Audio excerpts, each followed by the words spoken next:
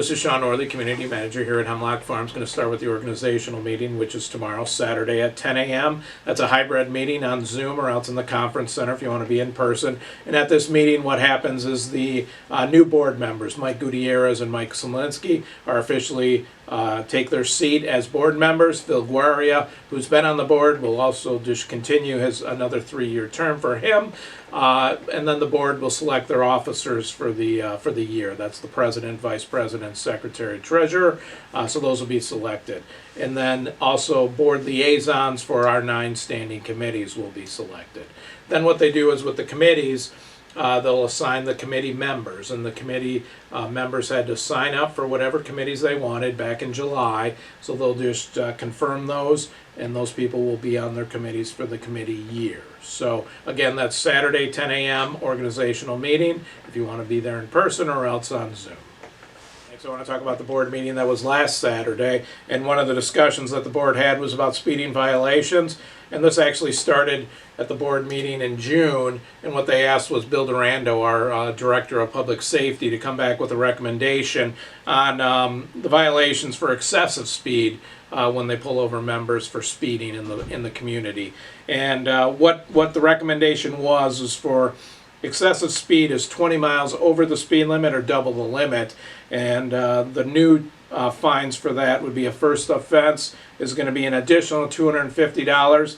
Second offense is $500. And then the third offense is $1,000 plus loss of the barcode and badges for 30 days. So excessive speed, so just make sure you're watching that. And that's on top of the regular speeding charge, which depends on how fast you're going and how many miles over the speed limit with that. So, but trying to cut down on speeding around the community and making sure that those that do speed are paying a price for that violation. Also want to remind members that even if their guests are pulled over by public safety for speeding or anything, that it does go on the membership, and then you're responsible for your guests. So if you do have guests coming in here that are driving, make sure that they are obeying those speed limits, because ultimately it will come back on you. I want to remind all the members that the water bills did go out last week. You should have that in your mailbox now if you haven't picked it up yet. Those will be due next month, but get it paid right away. Of course, that's second quarter water bills, so make sure you get that paid. All right, let's go over to Zappy now, who's on site at some work on some culvert pipes. So take it away, Zap. Thank you, Shaun. Hello, everyone. Mike Crockett, your Public Works Director here at Hemlock Farms, shooting remotely here from Hillside Drive. Something I really must stress to our members and to pass information on to their private contractors. If you are having work done on your property and your contractor will be hauling material off this property, whether it be dirt, rock, trees, stumps, etc., this material must be disposed of off community property. It is not to be dropped off at any HFCA community facility. We have had several issues in the past weeks of this material being dumped off at the community leaf pile. Public safety will now be monitoring this site along with DPW security cameras. This will not and cannot be tolerated anymore.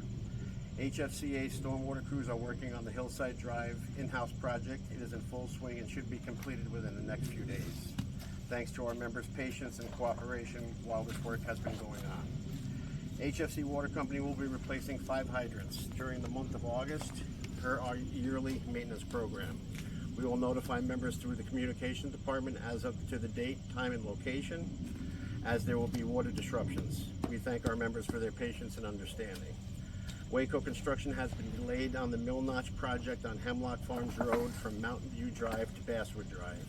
The process is to mill out approximately 4 feet of road surface from the edge of shoulder in towards the middle of the road.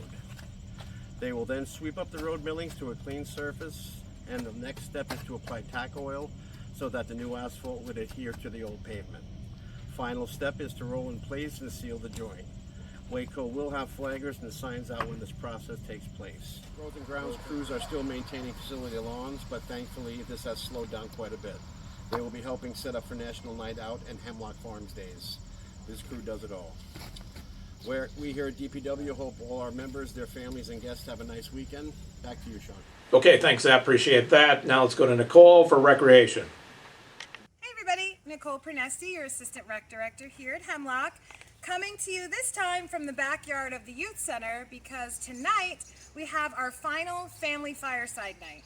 So there'll be music, s'mores, games, fun. That starts at 6 o'clock right here in the backyard. And then tomorrow, Saturday, right here in the backyard, is our Slip and Slide Saturday. So make sure you come out for that. It's supposed to be a beautiful weekend. Sunday in the Steer Barn is our artist tour. So that starts at 10 and goes to 5:30, and that's at the Clubhouse Steer Barn this Sunday. So plenty of things to do this weekend. You can still enjoy the pools and the beaches, plenty of activities. So lots to put on your calendar. And looking ahead to next week, we have our Hemlock Players Juniors play, Dear Edwina.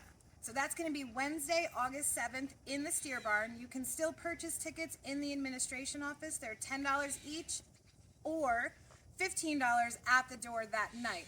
I wouldn't wait if I were you, because I do think this one's going to sell out. These kids are doing a great job. So that's going to be Wednesday, the 7th. Doors open at 6:30.